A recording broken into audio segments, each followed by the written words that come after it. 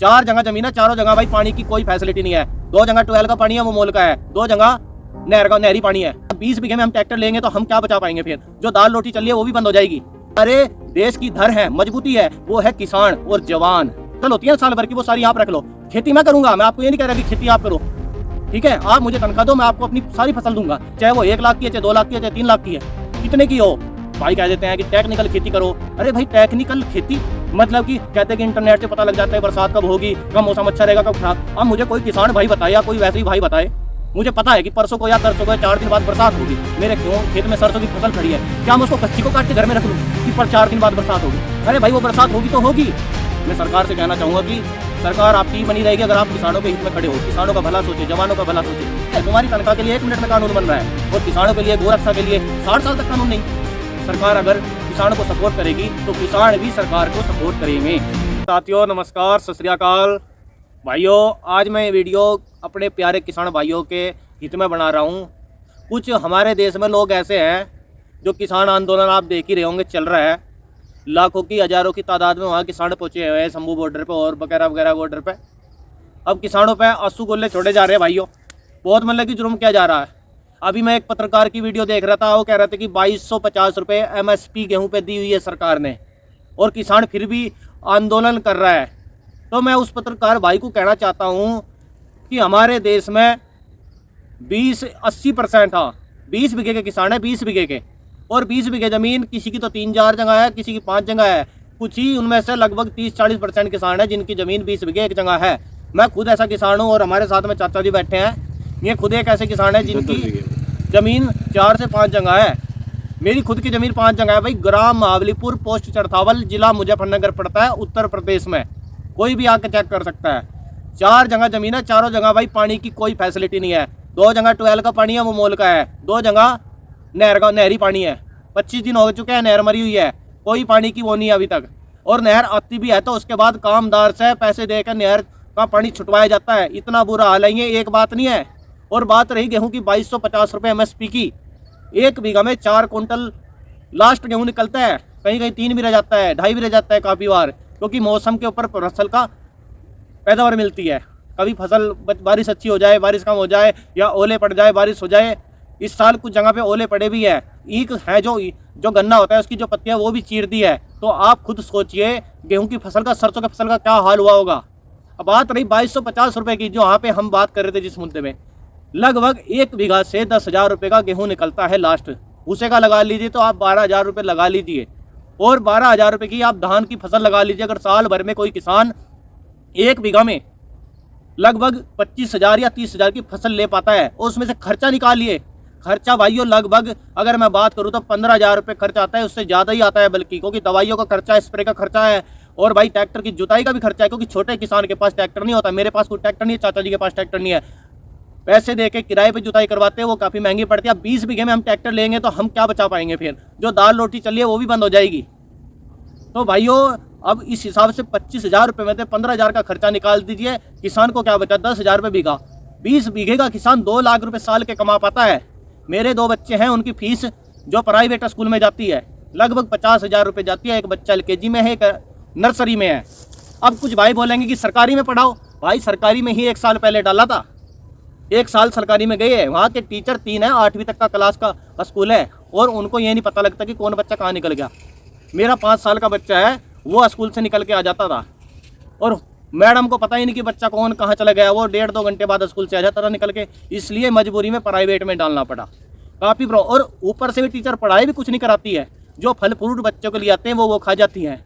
एक मुश्किल नहीं है, बहुत मुश्किल है किसान के लिए। जो 20 बीघे के किसान है वो अगर सुन रहे हैं तो उनको पता है कि उनके साथ कितनी ज़्यादा प्रॉब्लम है। फसल के रेट ना मिलने, ऊपर से मौसम की मार पड़नी, और ज़मीनें 4 से 5 जगह पे होना, पानी ना मिलना, और बहुत प्रॉब्लम। तो इतनी ज़्यादा प्रॉब्लम होने के बाद ये कुछ लोग कह रहे हैं कि वहाँ पे किसान नहीं है, उनके पास तो 5-5-7 लाख के ट्रैक्टर है। भाई कुछ बड़े किसान है जो छोटे किसानों को भी सपोर्ट कर रहे हैं।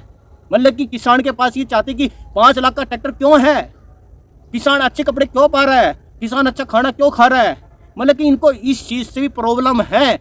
मैं तो समझ में नहीं आता कि हमारे देश का अगर जवान मजबूत नहीं होगा, किसान मजबूत नहीं होगा, तो हम अपने देश का विकास कैसे मान सकते हैं? इन सड़कों के बनने से कोई विकास नहीं माना जा सकता। सड़कें बनना अच्छी बात है, बननी भी चाहिए, पर साथ में जो हमारे देश की धर है, मजबूती है, वो है किसान और जवान। अगर यही दोनों हमारे देश से ख़त्म हो जाएंगे तो भाइयों हमारा देश आप सोच सकते हैं कि किस मोड़ पे आके खड़ा हो जाएगा। तो मैं उन भाइयों से विनती करना चाहूँगा कि हमारे देश के बारे में कुछ सोचिए, किसानों के बारे में सोचिए कुछ। 25 रुपये 20 रुपये का गेहूँ रेट दे के आप कोई तानाशाही, कोई मतलब कि ऐसा नहीं कर रहे हो किसानों पे। अरे भाई मैं कहता हूँ जो 30,000 की नौकरी कर रहे हैं, 25,000 की नौकरी कर रहे हैं, वो 25,000 पर मंथ का मुझे दे दो अपना। जो मेरी फसल होती है ना साल भर की, वो सारी आप रख लो। खेती मैं करूँगा, मैं आपको ये नहीं कह रहा कि खेती आप करो, ठीक है। आप मुझे तनख्वाह दो, मैं आपको अपनी सारी फसल दूंगा, चाहे वो 1 लाख की है, चाहे 2 लाख की है, चाहे 3 लाख की है, कितने की हो, आप मुझे अपनी तनख्वाह दे देना बस। है कोई तैयार? कोई नहीं तैयार होगा, क्योंकि जो खेती करता है उसे ही पता है कि किसान क्या होता है और खेती क्या होती है और खेती में कितना पैसा बचता है, उसे ही पता है। कुछ तो बोल देते हैं कि ये किसान नहीं है, वो नहीं है। अरे भाइयों कुछ तो शर्म करो। और मैं सरकार से भी, हमें कोई किसी सरकार से कोई ऐतराज़ नहीं है, हमें किसी सरकार से कोई नफरत नहीं है। मोदी जी से मैं बेनती करना चाहूँगा, हमें किसी भी सरकार से कोई दिक्कत नहीं है, सरकार की नीतियों से दिक्कत है। सरकार अपनी नीति को अच्छी करे, नीति को सही करे, किसान को जो उसकी फसल का रेट मिलना चाहिए वो देना चाहिए। और ये तो जब 11 महीने पहले 11 महीने चला था, जब मोदी जी ने खुद कहा था कि हम MSP देंगे, कहा था ना चाचा जी, सभी को पता होगा, उन्होंने कहा था। तो 2 साल बीत चुके हैं आंदोलन को। भाई जब उन्होंने कहा था उसके बाद उन्होंने MSP क्यों नहीं दी? MSP देनी चाहिए, इसलिए किसान अब आ रहे हैं। वो तो वही मांग रहे जो मोदी जी ने खुद कहा था कि हम MSP देंगे, वो तो उसी मांग के ऊपर धरना करने आ रहे हैं। कोई नवी मांग नहीं है उनकी। और भाई किसान संघर्ष कर सकता है, किसान अपनी मांग कर सकता है, किसान का हक है।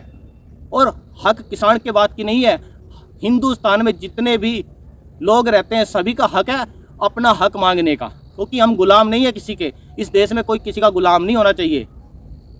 तो मेरी भाइयों सभी से ही बेनती है, इस वीडियो को सबसे ज़्यादा तो एक लाइक करो और शेयर करो। लाइक तो चाहे मत करना, कोई दिक्कत नहीं है, मुझे कोई TRP नहीं चाहिए कि मेरा चैनल ज़्यादा चल जाए। मैं तो भाई एक छोटा सा किसान हूँ, चैनल चलाया, अपनी खेती बाड़ी की कुछ वीडियो शेयर करता हूँ, जो मेरा अनुभव है और कुछ किसान भाइयों का अनुभव है। मुझे कोई चैनल से कोई इनकम नहीं है, ना मैं किसी का दल्ला हूँ कि मैं किसी के कहने पर इस वीडियो को बना रहा हूँ, क्योंकि मैं खुद किसान हूँ। मैं समझता हूँ किसान का दुख।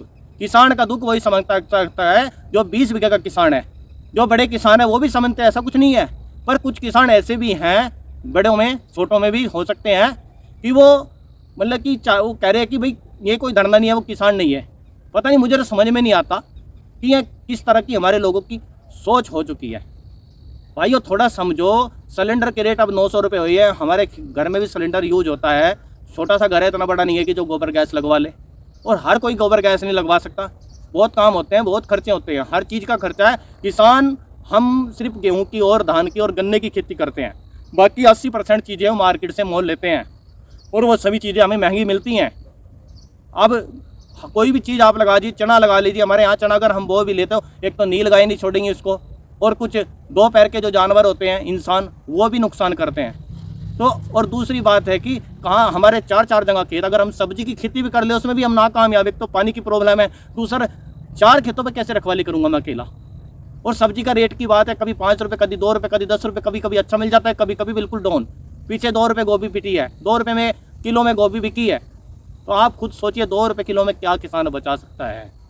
कुछ किसान कह देते हैं कि, कुछ भाई कह देते हैं कि टेक्निकल खेती करो। अरे भाई टेक्निकल खेती मतलब कि कहते हैं कि इंटरनेट से पता लग जाता है बरसात कब होगी, कब मौसम अच्छा रहेगा, कब खराब। अब मुझे कोई किसान भाई बताए या कोई वैसे ही भाई बताए, मुझे पता है कि परसों को या तरसों को या 4 दिन बाद बरसात होगी, मेरे खेत में सरसों की फसल खड़ी है, क्या मैं उसको कच्ची को काट के घर में रख लूँ कि पर 4 दिन बाद बरसात होगी? अरे भाई वो बरसात होगी तो होगी, मैं अपने खेत को कैसे बचाऊँ?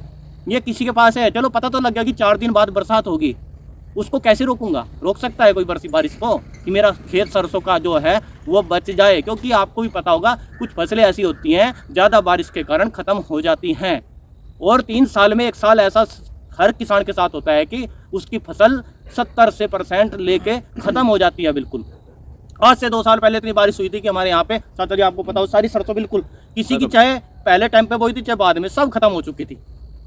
तो भाइयों ये ऐसी अपनी सोच को बदलो। हम मोदी जी सरकार से हमें कोई ऐतराज़ नहीं है, हमें कोई नफरत नहीं है, ना हमें किसी भी सरकार से किसी भी आदमी से कोई प्रॉब्लम नहीं है। हमें दिक्कत इनकी नीतियों से, जो ये ऊपर से मतलब कि एक तो किसान की फसल का रेट नहीं देते हैं, किसान को उग्रवादी भी बोलते हैं, पता नहीं क्या क्या इन्होंने मतलब कि बातें बनाई हुई हैं। तो ये बिल्कुल गलत है।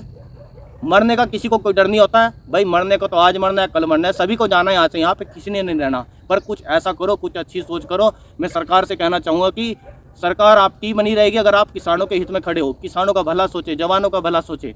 हमारे किसान जो है हमारे देश का, अगर किसान मजबूत होगा, जवान मजबूत होगा तो हमारा केस मजबूत होगा। हमारा जो देश है वो पूरी तरीके से हम सुरक्षित मान सकते हैं। अगर संसद के अंदर, मैं बात करूँगा सीधी कहूँगा, जो है ये सबको पता है, अगर संसद के अंदर नियम बनना हो, कानून बनना हो कि नेताओं की तनख्वाह बढ़नी है तो 1 मिनट के अंदर कानून बनता है।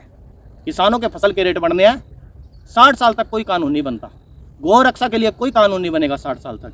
भाई ये कैसा इंसाफ है, तुम्हारी तनख्वाह के लिए 1 मिनट में कानून बन रहा है और किसानों के लिए, गौ रक्षा के लिए 60 साल तक कानून नहीं। भाई मैं ये नहीं मानता। अगर कोई सच में इस बात को मानता है, इंसानियत है अंदर, ये इधर उधर की बातें करना छोड़ दो कि उधर तो ऐसे दिखा रहे, उधर ऐसे दिखा रहे। अगर सच में ही अपने आप में नियत साफ है तो किसानों का मुद्दा हल करे। मैं यही सरकार से बेनती करूंगा हाथ जोड़ के। मुझे किसी को ठेस पहुंचाने का मेरा ये मैसेज नहीं था। किसी भाई को कोई बात बुरी लगती है तो भाई मैं माफ़ी बिल्कुल नहीं मांगूंगा, क्योंकि मैंने जो बोला है बिल्कुल सच बोला है। किसी को बुरा लगता है तो लगे भाई, मरने से कोई नहीं डरता यहाँ, जो डरता है डरे, क्योंकि मुझे तो पता है कि आज नहीं तो कल, कल नहीं तो परसों जाना सभी को यहाँ से। हमारे गुरु नानक देव जी ने कहा था कि यहाँ पे जीवना मरण झूठ है और मरना सच है। तो भाइयों अगर इस बात को मानते हो तो अच्छे कर्म करो, अच्छी वीडियो को शेयर करो। ये जो गलत सलत वीडियो इधर से उधर वायरल होते हैं, ये कुछ वीडियो फेक्स भी होते हैं इनमें, जो किसानों के मान सकते हो आप और भी मांग सकते हो। तो किसी भी चीज़ को पहले शेयर करने से पहले उसकी पूरी जानकारी आपके पास, डिटेल सर्च करना चाहिए उसको। तो भाइयों ऐसा बिल्कुल मत कीजिए कि वहाँ पे किसान नहीं है, ऐसा नहीं है भाई, वहाँ पे किसान ही है। किसी का शौक़ नहीं है कि अपने ट्रैक्टर लेके और अपने घर बार छोड़ के आंदोलन करे, किसी का शौक़ नहीं है। अगर फसल का रेट अच्छा मिलेगा, सरकार अगर किसानों को सपोर्ट करेगी तो किसान भी सरकार को सपोर्ट करेंगे। तो भाइयों यहीं तक का ये वीडियो है, मैं ज़्यादा कुछ नहीं कहना चाहूँगा और सभी को हाथ जोड़ के सत श्री अकाल, नमस्कार।